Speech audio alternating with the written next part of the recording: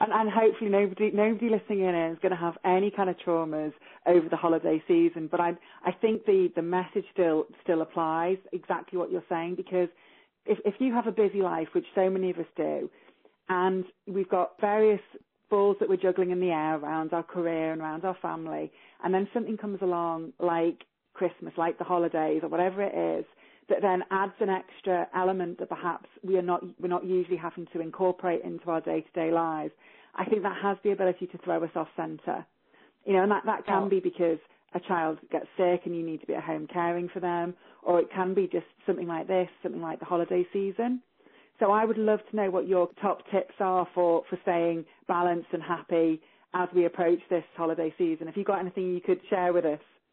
Well, kind of going back to the common theme, but it's just kind of keeping your expectations real, picking and choosing the activities that you really want to do and that your family really wants to do is important because, like, for example, this coming weekend, I have to go do some TV appearances in Portland. Then we have a Christmas party on Friday, Saturday, and Sunday afternoon. Wow. And it's just, so my husband's like, well, we need to get babysitters for all these nights. And I'm like, I just don't want to. Let's do Friday night and Sunday afternoon, and let's skip the Saturday one. And just drawing those boundaries is really effective. And then take the time to do the really fun things, whatever it is for you, like prioritize. For me, I love making cookies with my kids. I will make sure I spend an entire day or at least an afternoon making the sugar cookies that you roll out and then you frost and you decorate. To me, that is like the ultimate Christmas experience with the Christmas music playing, the Christmas tree lit up. That just feeds my soul, and I don't want to miss that. But, kind of going back to those constant themes, when you are going out and partying, when you are trying to buy gifts for so many people, I think you try to keep it as simple as you can, and then you just have to take care of your health first. You have to do at least those basic things. And maybe for you, it's scheduling things out right now so that you have, on your calendar, you've got a yoga class scheduled for the day after a big party or a massage or whatever it is that makes you feel rebalanced.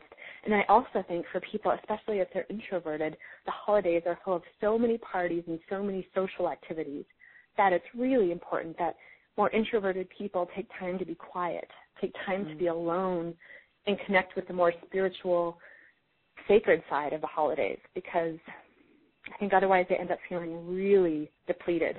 Yeah, so true you saying that, Erin. I just thinking about all the things that's coming up in my diary over the next few weeks, and I realised a couple of years ago that the way that I was scheduling, as you described it so well, that I was scheduling my holiday season wasn't allowing for that downtime. So that the first few late night parties would feel amazing, and I'm extroverted, I like to be out there, I like to be partying, and at the beginning it would feel really great, but then towards the end it started to feel like it was an effort rather than enjoyable.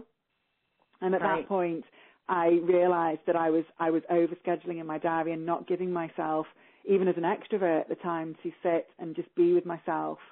And one of the things that I changed a couple of years ago was New Year's Eve. I was actually a single parent, so I had my two boys and I was on my own, and that made getting any childcare for them, a childminder, quite a challenge, because obviously the childminders want to be out on New Year's Eve. And so one year I just decided and said, well, instead of trying to make it I have to go out, I'll make that evening my quiet reflection time. And so the kids were very young, so kind of they went up to bed, and then I got out my notebook and I started just recording things like how well my year had gone, what I wanted for my next year, what my dreams and my desires were for the following year. And that kind of evolved over time. It became like my New Year's Eve routine. And I'd have a glass of pink champagne to go with it and get the kids up at 12 o'clock to watch the fireworks. But that's, even now with my husband, that's still what we do, because we realise the importance of just being in that quiet time, that reflecting time. And it took me a while to catch on to that, so I'm so glad you've mentioned it, because I think we don't always realise what are the best bits of the holiday season. I think it's easy to think, well, it's the partying that's the best bit, but the baking cookies might be the best bit, or the quiet reflection time might be the best bit, and we're perhaps not allowing for all of that.